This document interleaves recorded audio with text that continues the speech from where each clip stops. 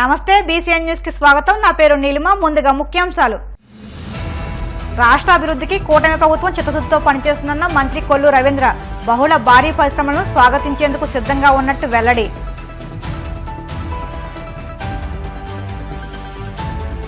ముఖ్యమంత్రి చంద్రబాబు హామీని 12 గంటల్లోనే అమలు చేసిన అధికారులు। వానపల్లి గ్రామ సభలో ఇచ్చిన హామీ మేరకు ఇద్దరికి ఎలక్ట్రిక్ స్కూటర్ల అందజేత।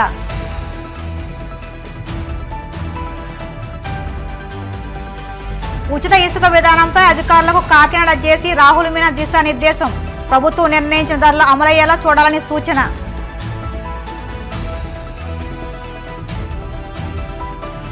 కాకినాడ డీఎస్పీగా రఘువీర్ విష్ణు బాధ్యతలు। శాంతి భద్రతల పర్యవేక్షణకు కఠిన చర్యలు తీసుకుంటామని స్పష్టం।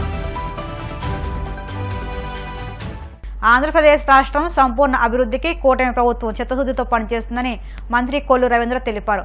ఆర్థికాభివృద్ధి, ప్రజలకు ఉపాధి అవకాశాలను పెంపొందించే లక్ష్యంతో బహుళ భారీ పరిశ్రమలను స్వాగతించేందుకు సిద్ధంగా ఉన్నట్టు వెల్లడించారు। ముందుగా తిరుమల శ్రీవారిని దర్శించుకున్నారు। ఈ సందర్భంగా ఆలయ మర్యాదలతో అర్చకులు, ఆలయ అధికారులు స్వాగతం పలికారు। పూజల అనంతరం మంత్రి మీడియాతో మాట్లాడుతూ కురుస్తున్న భారీ వర్షాల కారణంగా నదులు పొంగి పొర్లుతున్నాయని పేర్కొన్నారు। ముఖ్యమంత్రి చంద్రబాబు, ఉప ముఖ్యమంత్రి పవన్ కళ్యాణ్ ఇద్దరికీ శ్రీవారి ఆశీస్సులు మెండుగా ఉండాలని స్వామిని కోరుకున్నట్లు తెలిపారు।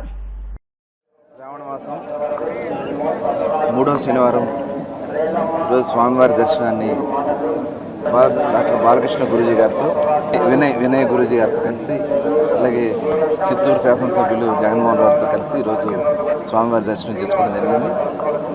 అందరూ కూడా సుఖ సంతోషాలతో ఉండాలా, పంటలు బాగా పండాలా, అందరూ కూడా ఆనందంగా ఉండాలని స్వామివారిని కోరుకోవడం జరిగింది।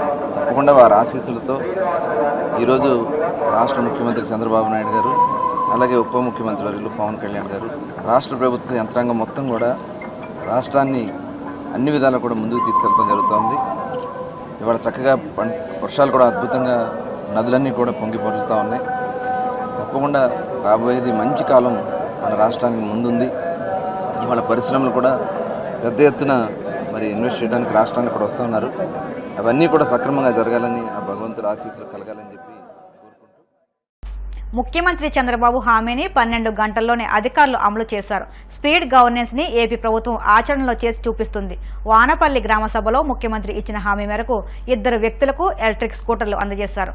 కోనసీమ జిల్లా కొత్తపేట మండలం వానపల్లి గ్రామ పంచాయతీ సంఘం పాలనకి చెందిన ఎళ్ల భగవాన్ తండ్రి ఎళ్ల శ్రీనివాసరావుకు కొత్తపేట మండలం వాడపాలెం గ్రామానికి చెందిన చింతపల్లి నాగ మల్లేశ్వర కిరణ్ తండ్రి వెంకటేశ్వరరావులకు 1,50,000 రూపాయల విలువైన ఎలక్ట్రిక్ స్కూటర్లను అందజేశారు।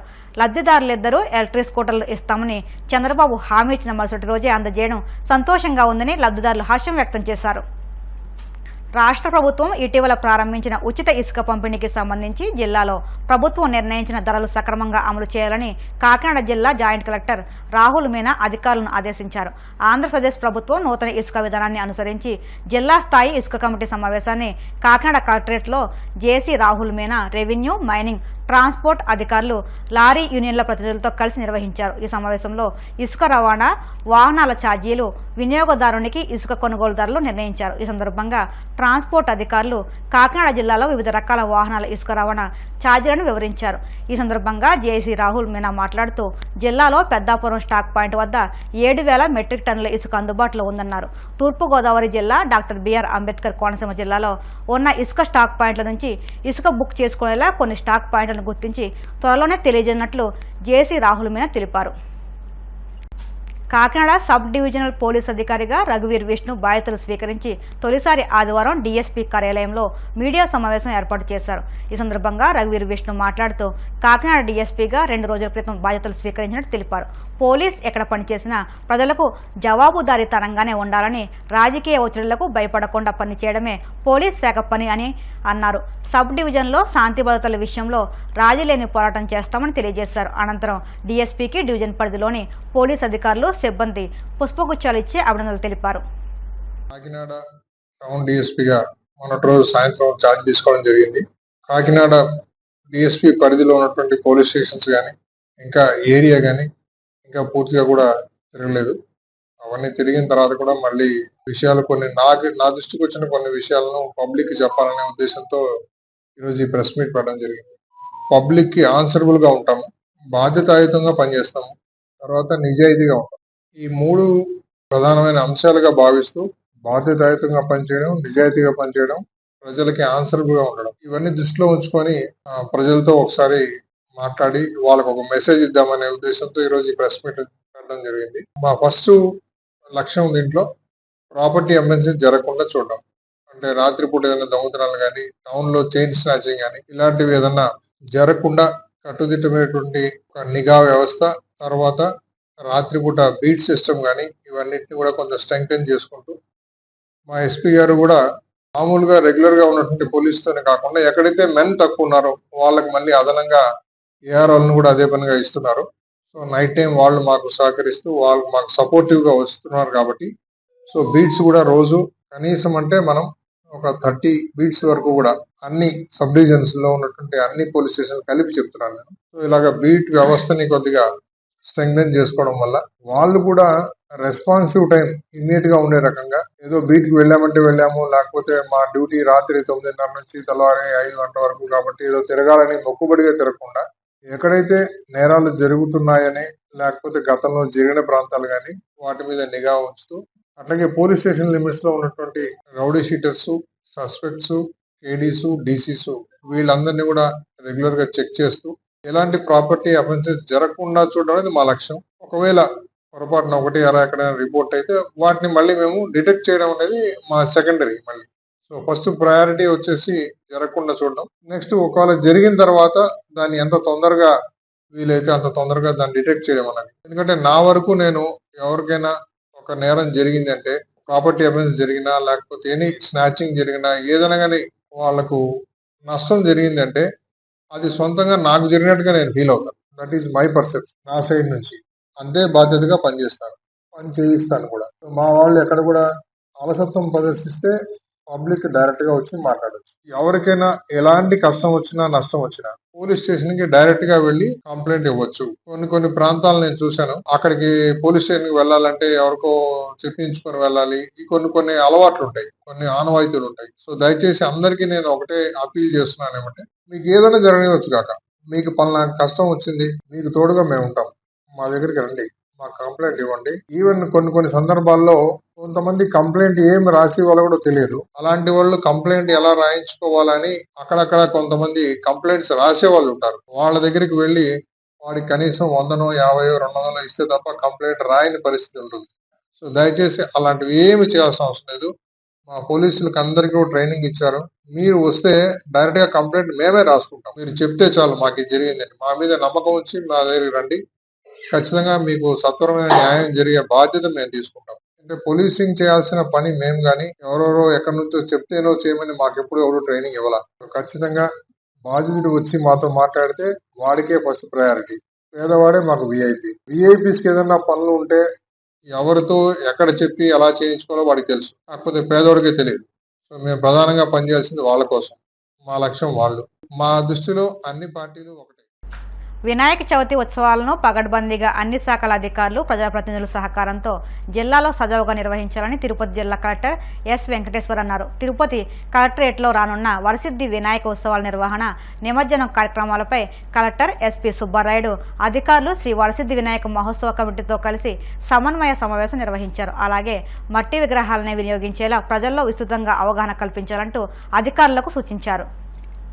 మనకి ప్రతి సంవత్సరం ఎంతో ప్రతిష్టాత్మకంగా జరుగుతున్నటువంటి మన ఈ నిమజ్జన కార్యక్రమానికి ఏర్పాట్లకు సంబంధించి ఈ meeting starting from festival day రోజు నుంచి చివరి రోజు వరకు ఇబ్బంది లేకుండా ఉంటుందనే ఉద్దేశం మున్సిపాలిటీస్ లో కానీ ఆల్ అదర్ మండల్స్, టౌన్స్ లో కానీ, బిగ్ విలేజెస్ లో ఇవన్నీ వాళ్ళకు కూడా అప్లికబుల్. ఇందాక ఎస్పీ గారు చెప్పినట్టు అక్కడ మీ లెవెల్లో మీరు ఈ ఏర్పాట్లు చూసుకోవాలి కెపాసిటీని బట్టి. ఓకే, ఖచ్చితంగా విలేజెస్, ఎస్పెషల్లీ విలేజెస్ లో అండ్ టౌన్స్ లో స్టిల్ యాక్షన్స్ కింద ఉంటారు. Let us not allow this.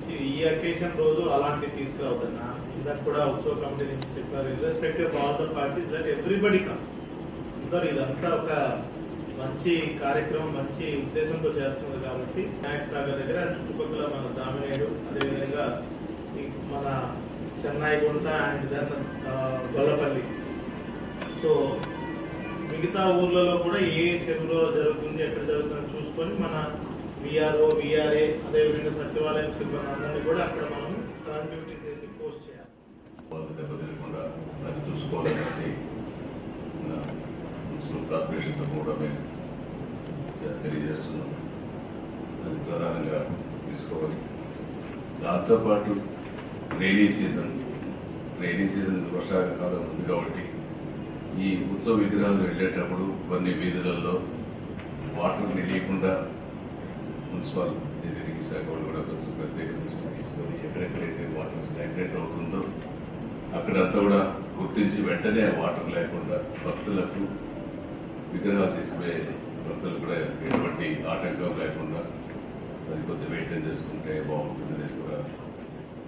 అంటే as usual municipal corporation commissioner గారి నేతృత్వంలో engineering, sanitation, planning department officers అందరూ కలిసి ఖచ్చితంగా ఎప్పుడు ప్రతి సంవత్సరం వాళ్ళు చేస్తున్నటువంటి రోల్స్ అన్ని కూడా drinking water and water supply to the Bhandar అవి కూడా చేసి ఫస్ట్ ఈ క్లీనింగ్ కూడా ఒకసారి మండే వీళ్ళని కూడా తీసుకెళ్ళి వాట్ ఆర్ ద రిక్వైర్మెంట్స్ చూసుకొని సో క్లీనింగ్ అయితే స్టార్ట్ చేస్తారు సార్. అపార్ట్ ఫ్రమ్ దట్ మండపాలు ఎక్కడ వేయాలి, స్టేజెస్ కానీ లైటింగ్ కానీ ఇవన్నీ కూడా వీల్ కోఆర్డినేట్ సార్. మిగతా సబ్ డివిజన్స్ కూడా వర్తిస్తాయి. Concern SDPOs and revenue divisional officers మీరు కూడా నోట్ చేసుకొని ఆ ఏరియాస్లో కూడా రాబోయే వినాయక చవితికి ఇదే విధంగా మనం ఫాలో అవ్వాలి. ఉన్న విగ్రహాలు కూడా మన కంట్రోల్లోనే వాళ్ళు ఎవరు వేస్తున్నారు, కమిటీ ఎవరు, ఏ రూటు, ఏ రోజు నిమజ్జనం చేస్తారు, ఎక్కడ చేస్తారు, వాటి అరేంజ్మెంట్స్ ఏమి, ఇవన్నీ కూడా మీరు చూసుకోవాలి. మండపాలు నిర్మించి 3 రోజులు, 5 రోజులు, 7 రోజులు, 11 రోజులు ఈ రకంగా పూజాధికారులు అందించి ఒక క్రమ పద్ధతిలో వినాయక సాగర్లో నిమజ్జనం చేసుకోవడానికి వస్తారు.